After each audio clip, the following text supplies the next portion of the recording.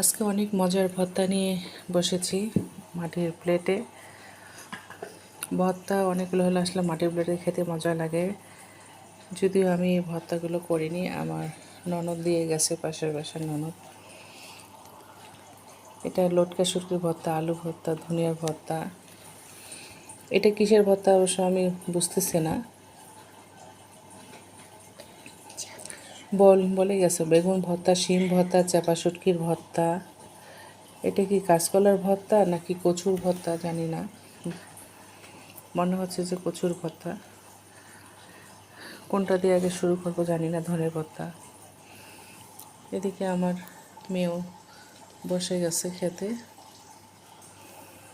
এদিকে আরেক মেয়ে বসছে খেতে।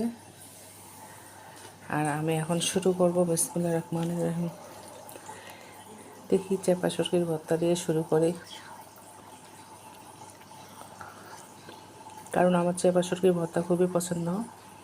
যদিও আজকে দুপুরবেলা খেয়েছি আমি, আসলে মজা হয়েছে। এটা একটা পেঁয়াজের কলি দিয়ে, যেটা বলে আমরা ঢ্যাপ বলি, এটা পেঁয়াজের কলি। এই হচ্ছে আমাদের আজকের খাওয়া দাওয়া।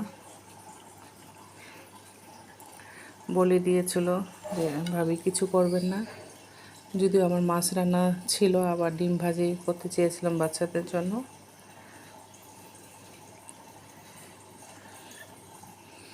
কার কার এরকম মজা করে কেউ ভর্তা দিয়ে ভাত খায়? সবাই, আমার বাঙালি মেয়েরা সবাই এটা পছন্দ করি, ভর্তা দিয়ে ভাত খেতে। কিন্তু একটাই সমস্যা, ভর্তা করাটা অনেক কষ্টটা,